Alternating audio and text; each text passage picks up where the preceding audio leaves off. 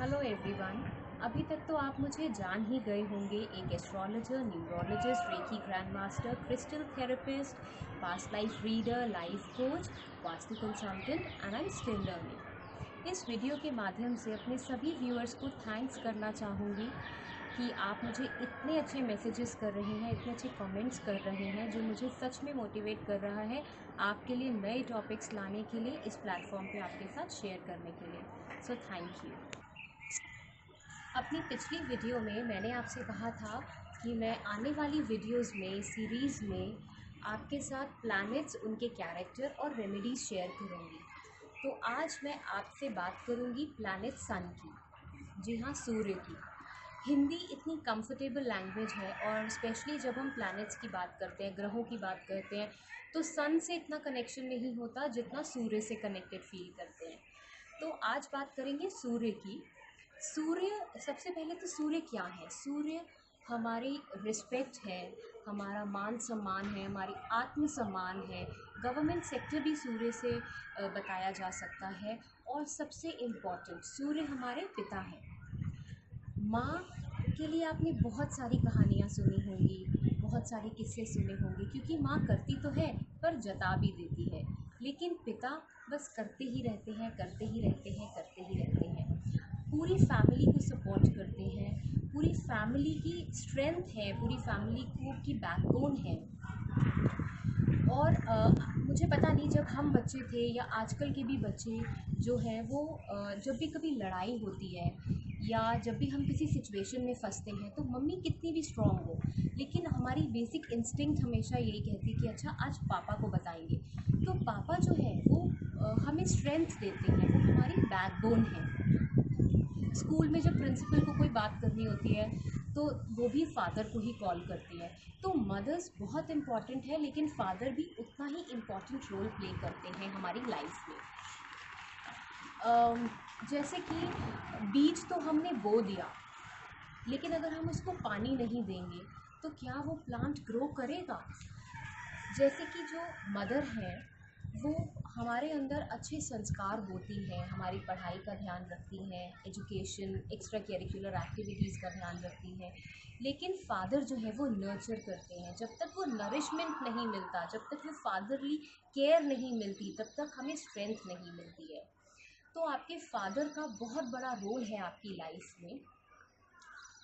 तो यही हम रेमेडीज़ में भी इस्तेमाल करेंगे। अब हम ये जानते हैं कि अपने प्लैनेट को हम कैसे पहचानें, सूर्य हमारे लिए फेवरेबल है या नहीं है, इसको हम कैसे जानें? सूर्य हमारे लिए फेवरेबल है या नहीं? आप में से बहुत सारे लोग ऐसा कहते होंगे कि हम बहुत मेहनत करते हैं लेकिन हमें उतना रिटर्न्स नहीं मिलते हैं। हम सबकी बहुत मदद करते हैं लेकिन हाँ, बदले में हमारी कभी कोई मदद नहीं करता। हम कितना भी कर ले, घर में कर ले, ऑफिस में कर ले, हमें रिकॉग्निशन नहीं मिलती। तो अगर इस तरीके का माहौल आप फेस करते हैं तो आप देखेंगे, या तो आपको आपके फादर से सपोर्ट नहीं मिल रहा होगा या कभी उनका साथ नहीं मिला होगा। तो फादर जो हैं उनकी वजह से, उन वो भी आपकी वजह से इफ़ेक्टेड होंगे कहीं ना कहीं पर। तो अगर आप ये सब फेस कर रहे हैं अपनी लाइफ में, तो इससे बचने के लिए किया क्या जाए, या वैसे भी सूर्य को स्ट्रेंथन करने के लिए अपनी लाइफ में जो इतने इम्पॉर्टेंट फैक्टर है, जो हमारी स्ट्रेंथ है, उनको स्ट्रेंथन करने के लिए लाइफ में क्या करना चाहिए? सबसे पहली बात, तो जो सबसे पहली घरेलू और बहुत ही अच्छी रेमेडी मैं आपको घर से ही बताऊंगी।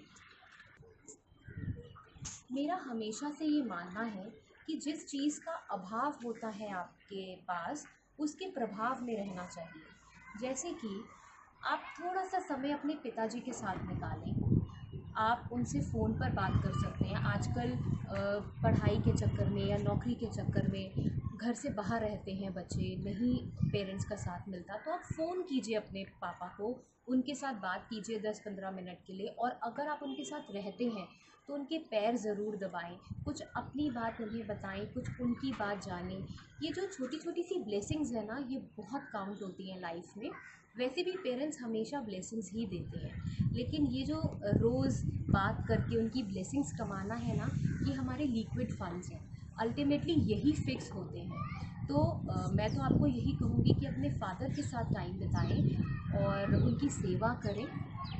दूसरी रेमेडी है, अगर आप नमक बहुत खाते हैं, अगर आप ऊपर से नमक खाने के शौकीन हैं, जैसे कि सैलेड में नमक खा लिया या फ्रूट्स में ऊपर से नमक ले लिया, या अचार की फॉर्म में या सब्ज़ी दाल में एक्स्ट्रा नमक आप डालकर खाते हैं, तो उसको बिल्कुल बंद कर दीजिए, क्योंकि ज़्यादा नमक खाने से भी सूर्य कमज़ोर होते हैं।